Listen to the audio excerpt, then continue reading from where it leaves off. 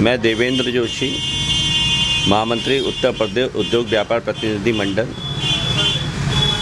देखिए, ऐसा है, हाईवे इस समय पूर्ण रूप से जाम चल रहे हैं। इस समय ट्रकों का जो आवागमन जो कि माल से लदे हुए हैं, पूर्ण रूप से आवागमन बड़ा बाधित है।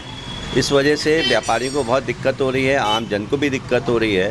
मुझे लगता है आज कुछ बैठक होने वाली है, उसकी बात से कुछ समस्या का समाधान निकलेगा। जल्दी हम सब व्यापारियों को इससे निजात मिलेगी, क्योंकि किसान आंदोलन विकराल रूप में है और इसकी वजह से जगह जगह हाईवे को जाम किया गया है।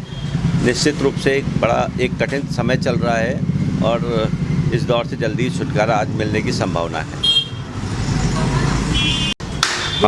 हाईवे के बाधित होने से इस समय व्यापारी को, जहाँ जाड़ों का जो मौसम है, जो कि 2-3 महीने का सीज़न रहता है, माल गर्म कपड़ों से लदे हुए ट्रक जो हैं वो इस समय सब सड़क में फंसे हुए हैं। इसी तरीके से जो हमारे सरकारी विद्यालय हैं, उनमें स्कूल के बच्चों की जो स्वेटर्स वगैरह हैं वो सारी फंसी हुई हैं, उन बच्चों को समय से उपलब्ध नहीं हो पा रही हैं। इसी तरीके से हमारी रसोई गैस है, उसके ट्रक हैं, आवागमन पूरी तरह बाधित होने की वजह से आम जन को इन सब चीज़ों का धीरे धीरे नुकसान तो होता ही है, निश्चित तौर से इस समय चल रहा है।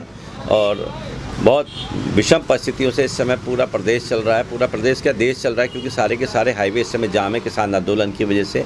और हमारी आपके माध्यम से सरकार से भी अपील है कि इस चीज़ का जल्द ही जल्द एक जो है अपना संशोधन बिल में जो भी किसानों की डिमांड है इसको माना जाए, या जो भी कुछ कर सकते हैं करके इस चीज़ से किसानों को संतुष्ट करते हुए इससे निजात दिलाई जाए, इससे व्यापारी वर्ग को व्यापार मिल सके। जो सड़क पे जिस चीज़ के भी, चाहे वो गल्ले के ट्रक हों, चाहे वो स्वेटर्स वगैरह के हों, गर्म वस्त्रों के हों, चाहे किसी भी चीज़ के हों, उनका आवागमन सुचारू हो सके। तो ये जो किसान कृषि बिल का विरोध कर रहे हैं और रोड भी जाम है, तो इस पर आपके व्यापार पर क्या फर्क पड़ेगा? देखिए, जो किसान कृषि बिल का विरोध कर रहे हैं, मुझे लगता है कि ये उचित आंदोलन नहीं है, क्योंकि जो कृषि के नए बिल आए हैं उसमें कहीं भी ऐसा नहीं है कि किसान को उसमें कोई परेशानी हो। निश्चित रूप से किसानों के वेलफेयर के लिए बिल आए हुए हैं। हमने काफ़ी इन तीनों बिलों का अध्ययन किया है, उसमें तो यही लगता है कि इसमें किसानों का कोई भी नुकसान नहीं है, भला होने वाला है।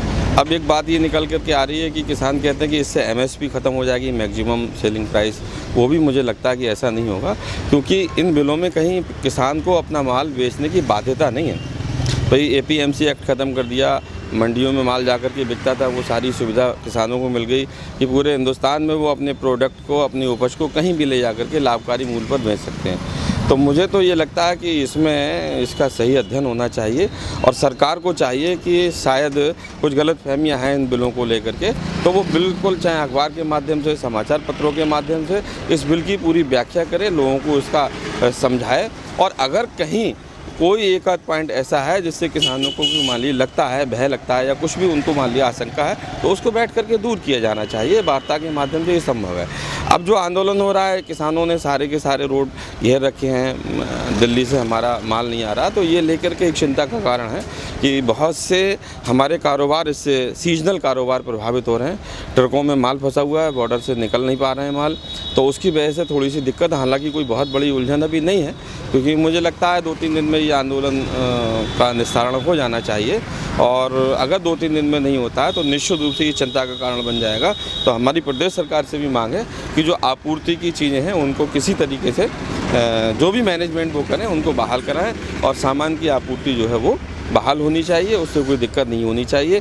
फ़िलहाल सिर्फ चिंता है, अभी इससे कोई नुकसान नहीं है, लेकिन अगर 2-3 दिन और माल फंसा रहा तो ये हमारे लिए और सब उपभोक्ताओं के लिए चिंता का कारण बन सकता है।